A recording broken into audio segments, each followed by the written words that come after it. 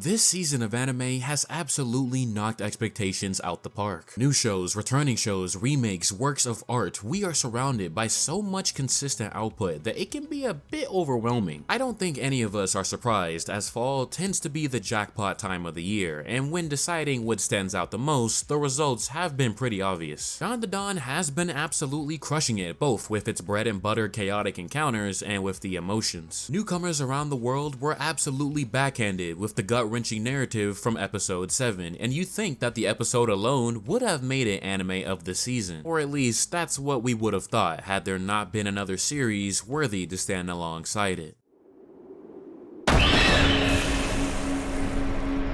Isekai has had a pretty good momentum over these past couple of years now. Finest Assassin, Eminence in Shadow, Mushoku, even Shield Hero made a solid comeback, but we must not forget who remains at the top. It may have taken longer than any of us would have liked, but ReZero finally stepped back into the ring to play once more. To prepare for this new season, I ended up going back to rewatch season 2, and I was reminded on how damn good this series can be. A lot of the narrative came off clearer come the second go around, until this day, Choose Me still remains as one of the greatest episodes in this entire medium. At least to me, everything that episode stood for concluded so emotionally triumphant, and come season 3, I had to wonder if they could surpass such a bar. As far as the layout of this season's plot, alongside new developments, a new setting, and a centralized heap of our characters, this season was already a massive step up. Having to be stuck in a forest for so long will definitely make you appreciate the scenery of Fristella. Water flows throughout as if it were the blood of the city itself, and it would appear that for the time being, the anime is on track to age nicely. Both with the scenery and the character designs, the difference is night and day from how much the art direction has improved. However, I'm not here to go on and on about production details today. Sticking with the meat and bones, I feel that there are 3 main avenues to sink your teeth into this season, starting with the fact that there's been a lot of momentum shift with the royal candidates. The season does introduce a time jump, and in between that, Fell and Priscilla notably has made a lot of progress in opposite directions, and while Anastasia and Amelia's camp has been pretty steady, Krush has taken the L the most. Summoning all these candidates, though one ended up inviting themselves to one location, is a bold move. You have to wonder what Anastasia's real intention is, but I feel that's more to come looking at the wind down of later events. Perhaps I'm overthinking it, but a merchant always has something to gain. Also, I'm gonna throw this in there now, but I am anime only, so try not to be that guy in the comments. Secondly, we're getting some family drama among those who bear considerable strength. Lately, it would appear that dealing with some of the most OP characters leave the option of either sealing them or breaking them emotionally, an area where strength cannot protect. Garfield having to confront the truth that his mother is not only alive, but without her previous memories is a harder gut punch than Invisible Providence. On top of that, Elsa seems to be having a good old time in his subconscious, torturing him over the results of his battle with her and abusing his unstable headspace. There's also another layer of defeat, but I'll mention that in a moment. Reinhard is also going through it, not only with Wilhelm, but his bottom 1 alcoholic of a father is no help, instigating grief that goes back to the White Whale conflict that led to Theresa's death. Wilhelm already had his own mistakes to fix, given the context surrounding the divine protection, but dear old Heinkel ain't making it easy on anybody. Man, who would have thought that this important family with such deep ties into the current system would have so much personal baggage?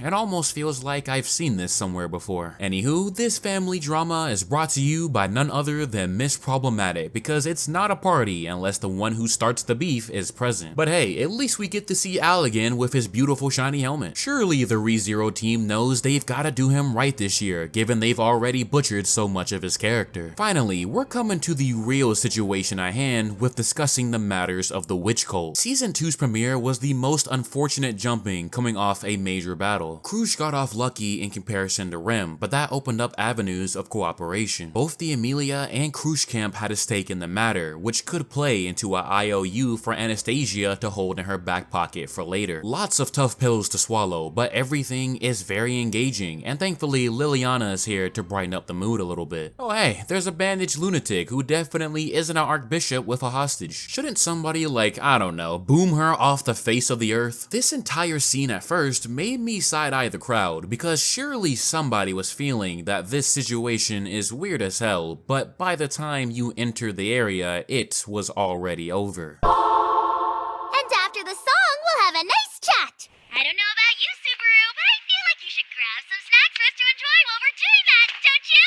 And here we go. Considering how much effort it took to bring down one archbishop back in season 1, putting 4 of them in the same place is kinda crazy. Just 2 of them was able to do enough damage last season, but now you got Betelgeuse' admirer, which by the way is a very cool connection with the sloth factor and an absolute pain in the ass to deal with. Looking at it now, bringing all these characters in one location, though unintentional for this purpose, is necessary for the sake of evening out the odds. The stakes are at its highest they've ever been. A city under siege, threatened by the very water that contributes to its history, which remains deep below, Emilia becoming a bride? Well, good to know somebody has their priorities straight. The one thing I do really like about this arc is that this is a season where it's imperative for Subaru to not constantly die. He tends to be able to work with some serious Batman level prep time in order to come out on top, but this conflict doesn't give him days and nights to think. With so many battles happening all over the place, a reset could end up being a bad thing, but at the same time, no reset could still leave an unfavorable outcome in motion. Whatever happens this season past episode 2, he's had to grit his teeth and bear the results of the outcome, which I very much appreciate. Plus, in my opinion, constantly having to get a redo on fights of this level would be kinda boring. You want stuff to stick, and oh has it stuck. By half the core, both Mimi and Beatrice were down for the count, essentially debuffing Subaru and adding even more weight on Garfield's shoulders. No matter how careful the crew may move, this was not going to be an easy fight. The archbishops truly just have that dog in them, and I don't think it's crazy to say either that they may be the best isekai antagonist group out these days. Feel free to agree or disagree in the comments. Capella, of course, absolutely stole the show in both VA performance and in character. You gotta love how Teppei manages to take one of the 7 deadly sins personified and add even more of a twist to them. Definitely a fan favorite this season, who unfortunately removed Krush even further out of the equation. Listen, I'm not sure what Teppei has planned for the Krush camp down the line, but I expect her to have the greatest comeback of all time in the later portions of the story. This woman is in hell. Jesus Christ, somebody help her. Wilhelm having to fight his wife is even more rough knowing the family drama, but hey, at least Reinhardt is here to, oh gosh, damn it, Heinkel. It's crazy how not calling him over in the 3rd loop led to him being pretty much AFK for majority of the battle. Not a bad way to sideline him at all and let everyone else get in their round 1s. Even Priscilla was showing out a bit, and I ended up having to put some stocks into her because she definitely knows how to use that Yang sword. Plus, we all saw that cut in the OP. Even with so much chaos, ReZero makes sure to never skip a beat with details all the way back in season 1 coming back. I won't lie, I kinda forgot that Subaru was already cursed, but it makes sense as to why he wasn't affected by Capella's blood. 2 negative forces canceling each other out only leaves a neutral positive. Teppei, give me invisible providence kick and my life is yours. We did not overlook that detail from the key visual. Can't say I'm surprised to see that once again, the highlight of the season was an episode of the best dialogue ReZero can offer with a speech. Just like Choose Me, you can tell that this moment was written with a golden pen in an effort to connect to the people. I don't think I've ever seen a speech approached like this in a way where it feels like the man sat down and asked himself, how would I like to be talked to in a moment of crisis? This stuff right here means something looking at how far Subaru's character has grown. If there is a statement that this season has made clear, it's that he is a knight of no sacrifice. One who walks the path of carrying his heroic delusions in hand to make it reality. In conclusion, this half was absolute cinema. I understand that Arc 5's second half is going to be the real feast, but what this core managed to achieve is nothing to shy away from either. Just about everything you expect from ReZero continues to get better, and I really hope that this second half does go as hard as it's hyped up to be. The stage is set, the matchups are decided, the wedding is crashed, and in these final 8 episodes on the horizon, it's winner take all. To summarize, man, was this a great return for the king. With that, it's gonna bring me to the end of this video. As always, thank you very much for watching, and make sure to leave all your thoughts about this first half in the comments section down below. Be well out there until we meet again in the next video.